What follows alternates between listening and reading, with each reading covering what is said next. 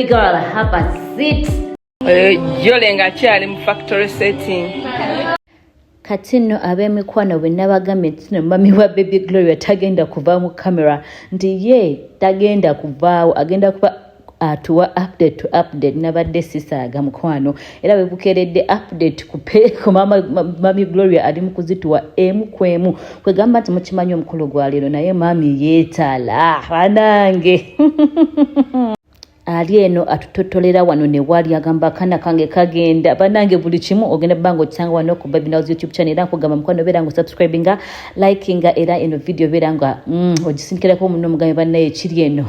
myetalo myerere nera ne mu video yalero mukwano bya futu byumwa mubuliddeko abamu bali mwali mutapinga blessing here and there nate bivudeyo nabyo birala kwegamba video yalero yo kumacha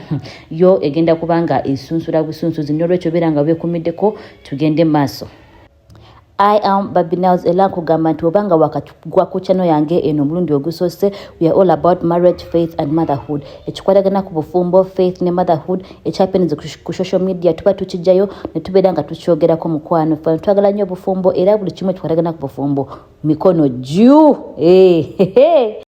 katutandikire ddala n'omugole w'olunaku Baby Gloria anti mukwano embaga yo ya leero naye maama bannange kyali mu kutukola ne kankubadde social media yavuddeyo ng'emukubange mga bannange oyogera nnyo bannange weeraga bannange biki ye maama akyalemezaamu kubanga update atuwa update okuva ku update wenjogerera ng'abantu ba makeup of course ba bridesmaids already bayingiddewo dda era nga bali kubeera nga babakolako nga ne maama ali eyo bwati bwagamba bannaye akana kange bakatwala akana kange kagenda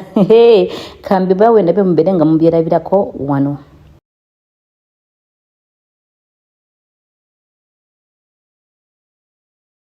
tuli wano ne ba beautiful bakola kuba maids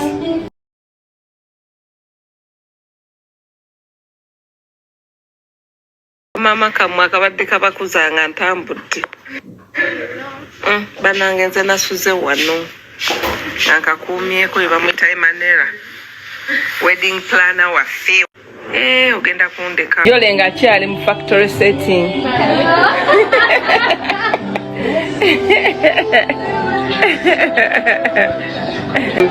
eno kuri aba beautiful bokka you guys are really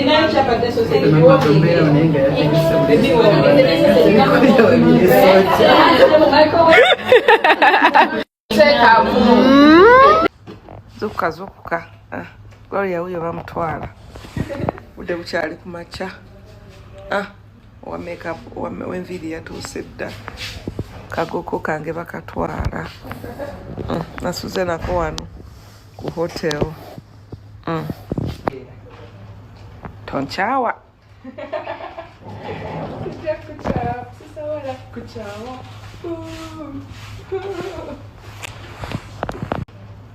tonchawa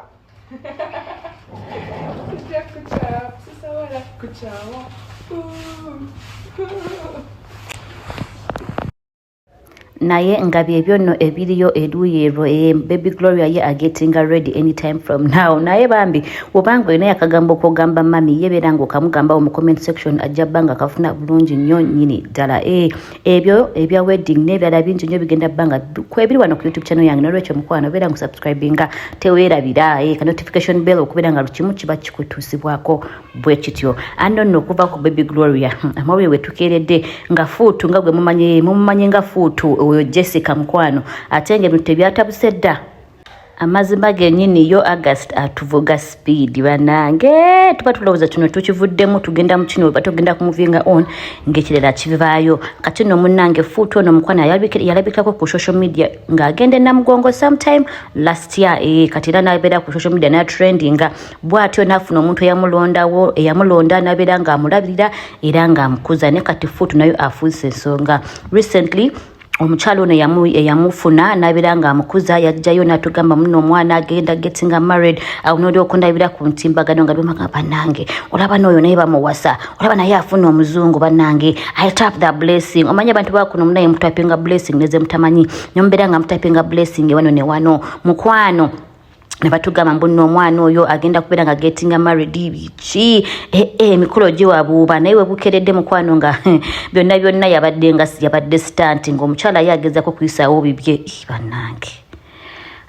nolwensonga eyo simanyi na lwaki saayagala capturinga nnyo guno omukolo naye nga something was not adding up naye nga mukwano kizuuse nti no omukyala ye mu nkwano abadde akola content bane content naye yatujjira nga nno omuzungu bapangisiza mupangise omukolo si mutuufu kwegamba yabadde ayagala kukwatirawo social media naye banaye bantu bange naye jo mikolo gyo kiba gisigala gyagalika naye ka tulabe omunaye kigenda ku saidize eyo tunakyo tubeere nga tukigayagayamu.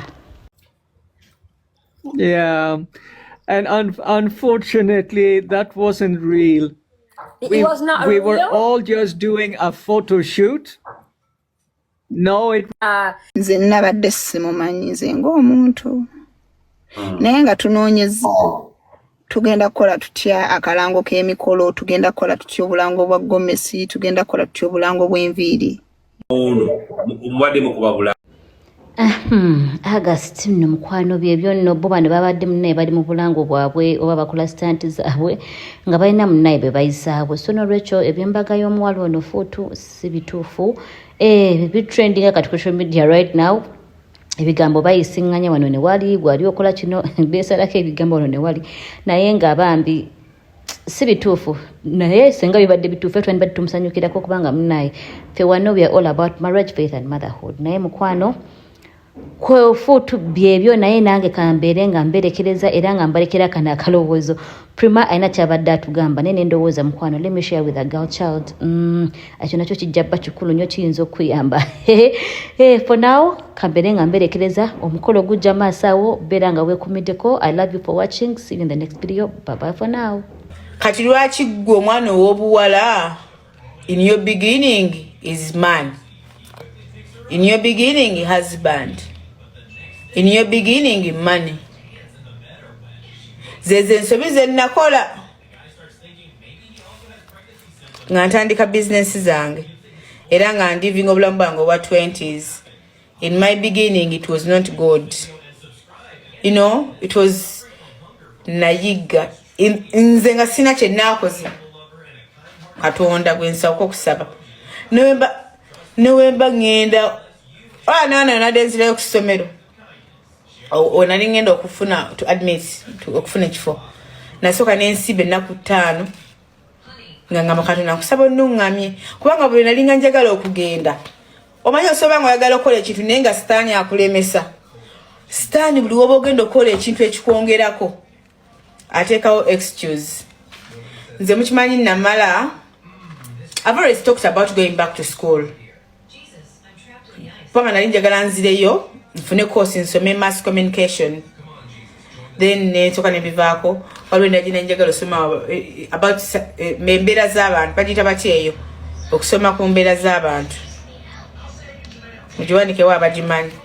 nga namala kati ebbanga ate kati in my 20s nabeeranga ne ssente n'obudde psychology nabeeranga ne ssente n'obudde panga nakolanga olusanya nga luleeta ssente n'ebizigo bireeta ssente nga baana mwe buli lunaku njogera nti njagala kuddayo ku ssomero nga sikikola nembeerawo nga njagala kuddayo ku ssomero nga sikikola nga ssente nziina nga sikikola nembeerawo nga buli ngamba ngenda nsome nga just audacity bagita audacity amagezi agayimuka nnyo